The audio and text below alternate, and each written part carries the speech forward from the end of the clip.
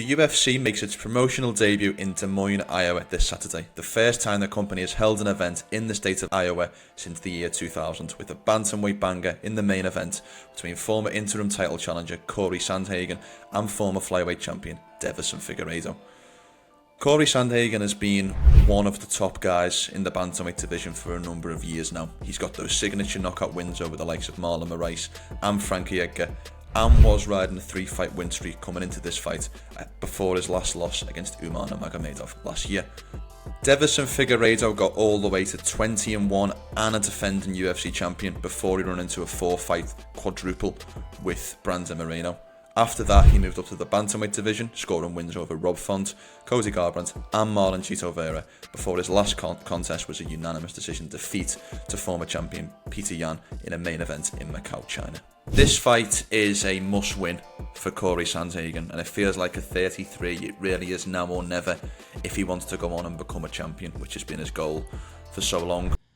What's up, guys? There's nothing like a huge boxing event, and this weekend we've got one of the biggest boxing events of the year, Ryan Garcia versus Rolly Romero in Times Square. It's going to be insane, and Inside Fighting has partnered up with our friends over at DraftKings to bring you all an incredible offer where right now, new DraftKings customers who bet $5 receive $200 of bonus bets instantly, and all you have to do is use our promo code Inside Fighting at sign up.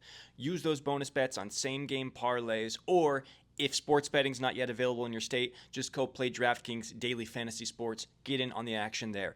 Again, new DraftKings customers who bet $5 receive $200 in bonus bets instantly, and all you have to do is use our promo code Inside Fighting.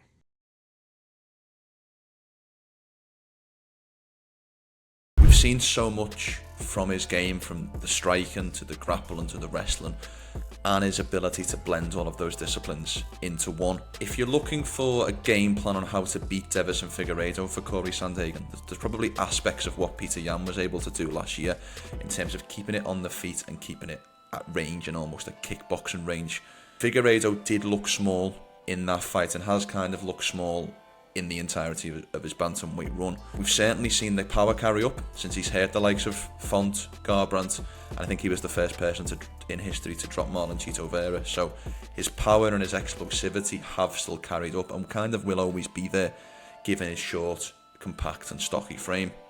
Figueiredo probably has the overall stronger BJJ background, but I would argue that Cory Sandhagen probably has a more well-rounded MMA grappling game, and again, his ability to blend different disciplines is one of the strengths that he has. Kind of surprised to see Figueiredo as big of an underdog in this fight, coming in at around about 4-1 on the current odds, and I do feel like this fight can go either way, and Figueiredo's always going to be dangerous with the power and the explosivity that he brings, and certainly the fact that power carries up to 135. But looking at this fight and kind of analysing it, I do feel like Cory Sandhagen will be able to get over the line, probably be a little bit too long and able to keep Figgy at kickboxing range to probably win a close but competitive unanimous decision. I imagine a lot of these rounds will be tight, but Sandhagen will probably just be landing with a little bit more and probably with a little bit more of an effect in order to score decision victory over Deiveson Figueiredo. Both Sandhagen and Figueiredo would be fresh matchups for either of the winner